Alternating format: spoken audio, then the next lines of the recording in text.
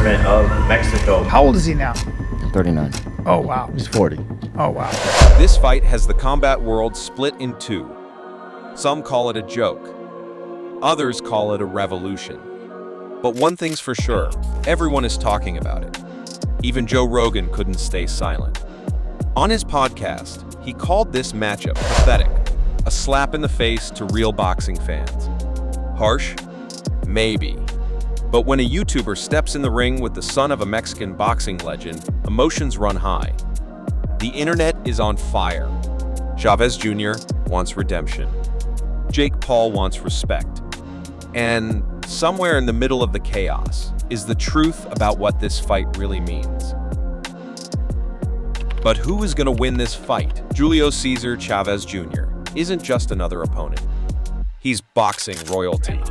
The son of the legendary Julio Cesar Chavez Sr.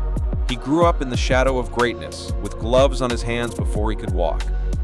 And for a while, it looked like he would live up to the name. In 2011, Chavez Jr. became the WBC middleweight champion, defending the belt multiple times. The WBC was pointing to Julio Cesar Chavez. I think had a boxing exhibition recently. I think it was Chavez. It was some legend that was retired that had a boxing exhibition recently. He had speed, power, and a fan base that believed he could carry the torch. But then came the downfall, questionable discipline, controversial decisions, and fights where he simply didn't show up. We had Julio Cesar Chavez in Vegas for a load of money, and Carl just turned around and he went, "Do you know my elbow's a bit sore?" I was like, "What the fuck?" And that was it. He never fought again. That was about 10 years ago. His loss to Canelo Alvarez in 2017 felt like the final nail in the coffin until now. Now, Chavez Jr. is back. Older, but hungrier. Fighting not just Jake Paul, but the label of wasted potential. And whether you love him or hate him, there's no denying this. If he loses to Jake Paul, there's no coming back. Say what you want about Jake Paul, but he doesn't play when it comes to training. Behind the bravado, the viral moments, and the trash talk is a guy grinding harder than most people want to admit. Paul's camp for Chavez Jr. has been described as the most intense of his career. He's training under the watchful eye of former cruiserweight contender BJ Flores and Larry Wade, alongside elite-level sparring partners, some of whom have real-world titles to their names. And no, they're not going easy on him. His routine? 2-a-day sessions. Strength conditioning at dawn. Sparring in the afternoon, ice baths, film study. Cardio that breaks even pro athletes. Jake's even brought in a mental performance coach because this isn't just a physical war, it's psychological. What's different this time? Discipline. No distractions. No party stories. Just sweat, strategy, and a target. Because Jake knows if he loses to a man many think is past his prime, his boxing dream could die overnight. But if he wins, the conversation changes forever. He's not just trying to survive in that ring. He's trying to silence an entire generation of doubters. I say, if this kid was not a YouTuber, if he wasn't some guy that you knew from the time he was like 16 years old on YouTube, and you just saw him box, and you saw him knock out former UFC champions, you saw him beat legitimate boxers, or beat athletes, and beat a bunch of MMA fighters, you'd go, this kid can fucking fight. He knows how to fight. Like, nothing he's doing looks wrong.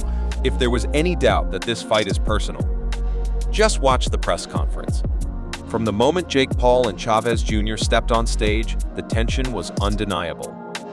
Jake came out swinging with words, calling Chavez Jr. washed, unmotivated, and just living off his father's name. I'm gonna shock the world once again and prove how good I am, how powerful I am. This is his toughest fight to date, and I'm gonna embarrass him and make him quit like he always does. Chavez, cool at first, cracked. He fired back in Spanish, calling Jake a clown and warning him, "I'm not Nate Robinson. I'm not Ben Askren. I'm a real fighter." But it wasn't just the words. It was the body language. Jake smiled through it all, pacing like a lion. Chavez Jr. looked agitated, his pride clearly on the line. At one point, their faces were inches apart, the room dead silent. No one blinked. This wasn't showmanship. This was real animosity. And whether it's hype or hate, it set the tone. This fight has fire behind it. When Joe Rogan speaks, the fight world listens. And when asked about Jake Paul versus Chavez Jr., he didn't hold back. On a recent episode of the Joe Rogan Experience, he called the matchup pathetic, claiming it's a money grab disguised as boxing.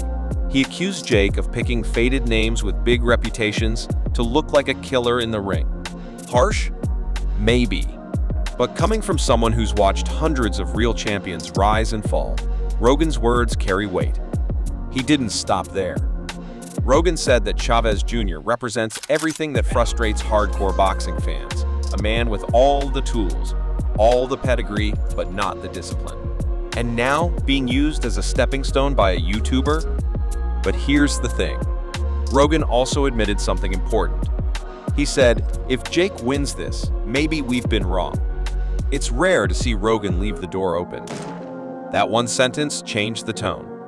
Because love him or hate him, Jake Paul isn't fighting influencers anymore. He's hunting legacies. And if Chavez Jr. doesn't take this seriously, Rogan might be proven wrong, in front of millions. This fight isn't just about knockouts. It's about reputations, legacies, and survival in the spotlight. For Jake Paul, this is more than another win on his record. It's his first time facing someone who's held a real-world title. If he pulls this off, even the harshest critics will have to admit he's not just a gimmick, he's a problem. But if he loses, the doubters will swarm. His entire boxing journey could be written off as hype with no real foundation. For Julio Cesar Chavez Jr., the stakes are even higher.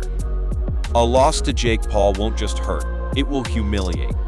For a man whose career has already been stained by inconsistency, losing to a YouTuber could be the final blow. No more comebacks. No more legacy. One is trying to build a name. The other is trying to salvage one. That's what makes this fight dangerous. Yeah, no, a lot of people are, wondering, Jake, why are you doing this? Like, even if you beat him, they're going to say, oh, he was old or whatever. So lucky that you will not fight me, because I would punch holes in Jake Paul. Listen, I respect so much the businessman that him and his brother are. Like, major respect. I respect the fact that he's actually dedicated his whole life to boxing. I respect a lot of things, but I would seriously injure Jake Paul in a ring. I'd just be too technically tactical for him. Like, there's a thing you sort of get over years of what you do and I do, like, Izzy, Pereira, Anderson Silvers, you Wonder Boys, you Whitakers. And it's not necessarily the shots we throw, it's the setups and the technical aspect behind it. And I'd lead them into stuff. You wouldn't even know what was happening. And I'd piece them up. It'd take me about 3 rounds to figure them out. And then I'd piece them up to bits. And I probably wouldn't even try and knock them out. I'd just hit them. Boom, boom, boom, boom. Just make them want to get out of there.